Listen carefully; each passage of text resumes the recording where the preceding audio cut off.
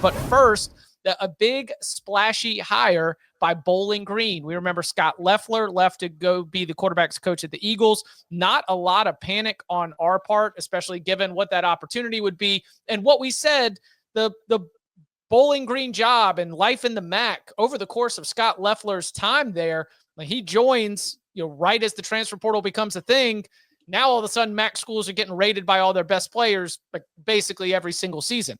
So Bowling Green decides to go and hire Eddie George. Now, you'll remember Eddie George had a pretty good run with Tennessee State. Now, he takes over and showed that he was not just going to be a celebrity coach. He really wanted to get in there, try to field some winning football teams. So, Tom, what do we make of the hire of Eddie George to Bowling Green? I mean, I think anytime you are going through a coaching search in early March, you're in a tough spot for, finding a good candidate. But I think all things considered, getting Eddie George out of Tennessee State is a good hire for Bowling Green. I have no idea if it will work out, but obviously Bowling Green in Ohio, Eddie George, kind of a big name in the state of Ohio. If you are Bowling Green, you are not going to be recruiting at the level where Ohio State is, or so many other schools that recruit that area are. You're kind of looking for the hidden gems that you can develop. Eddie George, having the name Eddie George in that state, will probably be able to, it'll give him a little bit of a head start finding some of those guys from local high schools, getting them to go to Bowling Green and convincing them to come there. He's still going to have to deal with the whole everybody rating your team once you develop them. But like, Eddie started at Tennessee State, and, he's built that program up. Like, they moved from the Ohio Valley to the Big South. He went 9-13 in his first two seasons, 6-5 in 2023, and then they climbed to 9-4 this year. And they won their conference. They got to the NCAA, the FBS or FCS playoffs. So, like, he was building something there. So he's shown the ability to kind of, build a program. And if you're Bowling Green and you're any MAC program or any program at that level, like, that's what you need. You need somebody who knows how to build and build and build, because you're going to get rated every year. And you have to be able to lay a foundation to put something on top of it every season. So I think it's a very interesting hire in that it's got us talking about Bowling Green football, first of all, right now. So that tells you everything you need to know. But I just think that overall, considering all the situations, the circumstances that this coaching search was being done under, it's hard to argue this is anything but a good hire for Bowling Green.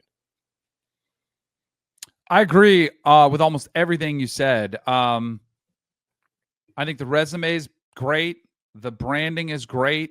I just worry for Eddie George. I hope the school is patient. I hope the fan base is patient, because at one point, like when Urban Meyer took this job and really, thrust himself onto the big stage by, having great, seasons there, and, then taking the Utah job, he kind of created this place that was a launching pad for coaching careers, right? And then it was Clawson. I think I even called a game with Clawson and Dino Babers, who then, both of those parlayed it into Power 4 jobs.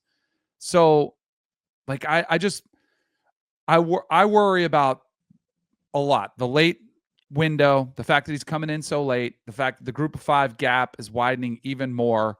But, like, I agree. I think it's a good hire. Like, I think it's great that you can bring somebody like that. And I think his resume is really solid from what he's done at the HBCU level. So I like it from that standpoint. I like him. I know him personally. I think he's a great guy.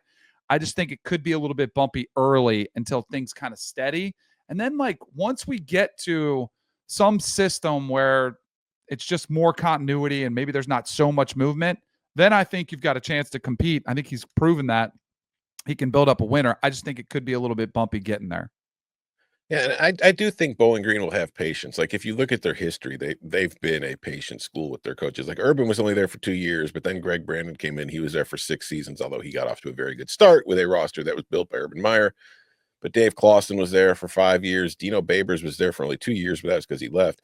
Like, Mike Jinks had a terrible tenure, and even he still got 3 seasons before they got rid of him to bring in Scott Loeffler, who in his first 3 seasons was 7-22 before, and there were a lot of calls to, like, get rid of him, but they held on, and the last 3 years have been very successful. They got into a bowl game each year. So I think you're right. Like, considering what they lost from that team and the timing of this, it's hard to sit there and think Bowling Green's going to have a very good season in 2025.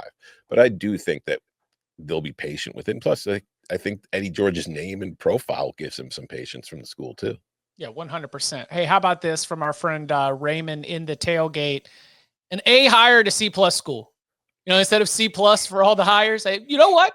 This is a good hire for Bowling Green football. So I can at least say that. But Tom, as we all say, I have no idea. No idea if it will work out. And Hope even it does.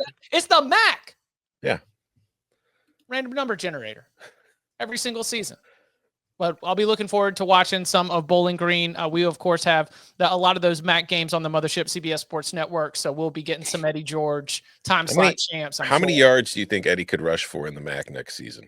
Over the course of a season? Yeah, if he just suits up. Yeah. I mean, the dude is a specimen, even to this day. Dude on the field every single he would run like Derrick Henry. He'd just be running guys over, just trucking them. They would look like junior high guys next to him. He is a massive, massive dude. So great guy too. Okay, so tell me more about the personal relationship there.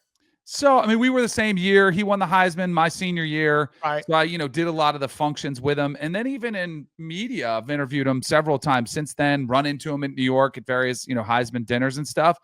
He's a really interesting guy. He's very smart. Even spent some time on Broadway. Like he was in Chicago, the Broadway musical. Mm-hmm. Like he's just a different guy, but he is as nice and as cordial as you'll find. I think he'll really do well on the recruiting trail. Like in addition to the brand of him playing at Ohio State right down the road, I think he really is an impressive individual when you talk to him. So I think like parents will trust, hey, my kid's going to maybe it's not where we really wanted to go, but I can trust him, develop him into a young man. So, and I think maybe he does pull away some recruits that possibly would go to a lower tier Power 4 school would say, all right, let me try it with Eddie George and see if we can build this thing up. So again, I'm optimistic about it. Yeah. Also, I see a comment in the tailgate. Things I learned today. Bowling Green is in Ohio. Yes. Remember, Western Kentucky is in Bowling Green, Kentucky. Mm-hmm. Bowling Green of the MAC is in Bowling Green, Ohio. Mm-hmm. So always, hey, listen, don't get it twisted. You'll go to the wrong state. So make sure you get your details on all of that.